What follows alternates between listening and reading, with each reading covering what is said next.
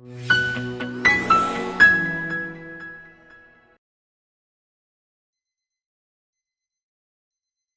सोचिए, मंगलवार दोपहर है। आप डेडलाइन से पहले एक रिपोर्ट पूरी करने की रेस में हैं। आपका फोन बजता है।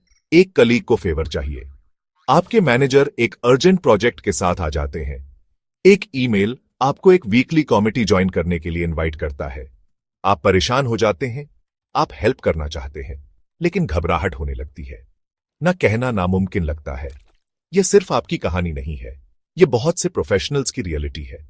हमें हेल्पफुल रहना सिखाया जाता है, लेकिन दूसरों को खुश करने की कोशिश में हम खुद को ओवरलोड कर लेते हैं। हां, कहने का प्रेशर प्रोडक्टिव दिनों को केओस में बदल देता है।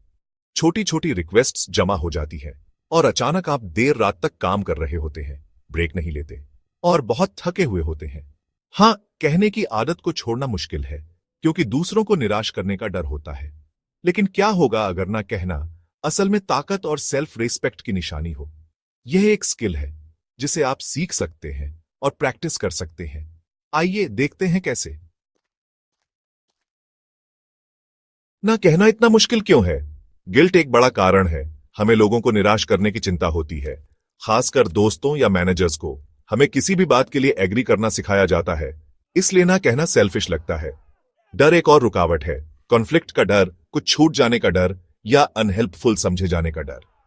वर्कप्लेस कल्चर अक्सर बिजीनेस को रिवॉर्ड करता है, जिससे बाउंड्री सेट करना मुश्किल हो जाता है। हमारी self worth go to person होने से जुड़ सकती है। हां, कहने से हमें वैलिडेशन मिलता है, लेकिन ना कहने से ऐसा लग सकता है जैसे हम अपनी पहचान खो रहे हैं। ये इमोशनल रूट्स ना को रिस्की महसूस कराती है, लेकिन इन्हें समझना बदलाव की पहली सीढ़ी है। आप इस चक्र से बाहर निकल सकते हैं। हमेशा हां कहने वाले इंसान होने की एक कीमत है, बर्नआउट।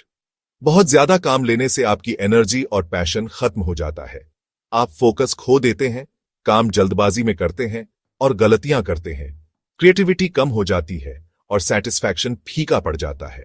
आयरॉनिकली, हर चीज के लिए हां कहने का मतलब है उन चीजों को खो देना जो सचमुच मायने रखती हैं। आपका समय लिमिटेड है, उसे कम जरूरी कामों से भरने का मतलब है अपनी ग्रोथ के लिए कम समय देना। सबसे बुरा यह है कि आप अपनी सेल्फ रिस्पेक्ट खो देते हैं, दूसरों की जरूरतों को अपनी जरूरतों से ऊपर रखते हैं। समय के साथ आप एक डोरमैट जैसा महसूस करते हैं। न कहने के अपने अधिकार को वापस पाना आपकी वेलबींग को प्रोटेक्ट करना है। यह सिर्फ वर्कलोड मैनेजमेंट नहीं है, यह सेल्फ रिस्पेक्ट है। न कहना हमेशा सख्त नहीं होना चाहिए। यहां न कहने के 4 जेंटल तरीके दिए गए हैं। मुझे याद करने के लिए थैंक यू, लेकिन मैं अभी इसके लिए कमिट नहीं कर सकती। यह एप्रिसिएशन दिखाता है और एक क्लियर बाउंड्री सेट करता है। अभी इसके लिए मेरे पास बैंडविड्थ नहीं है, लेकिन मैं एक छोटा ऑल्टरनेटिव ऑफर कर सकती हूं। अगर मुमकिन हो तो कोई रिसोर्स दें या किसी और का नाम सजेस्ट करें। यह इंट्रासेटिंग लगता है, लेकिन अभी यह मेरे लिए प्रायोरिटी नहीं है। इसे उन रिक्वेस्ट्स के लिए इस्तेमाल करें जो आपके मेन फोकस से बाहर हैं। मुझे अपना शेड्यूल चेक करने दें और मैं आपको बताती हूं। यह आपको जवाब देने से पहले सोचने का समय देता है। ये फ्रेजेस आपको ना कहने में मदद करते हैं, पोलाइटली और कॉन्फिडेंटली। इन्हें प्रैक्टिस करें और आपको यह आसान लगेगा।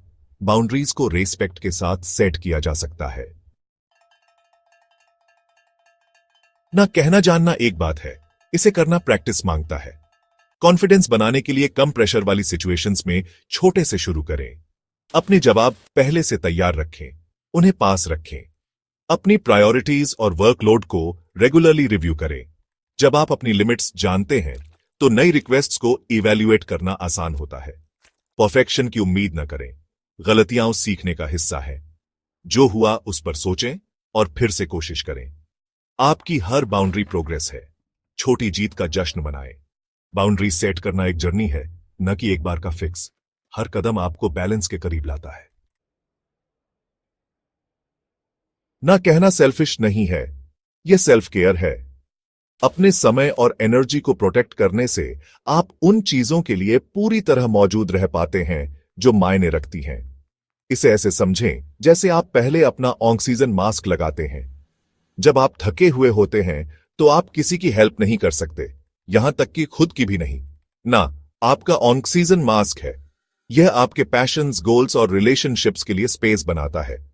आप एक बेहतर कलीग, दोस्त और प्रोफेशनल बनते हैं। किसी थकाने वाली चीज के लिए हारना आपकी वेल बीइंग के लिए एक हार है।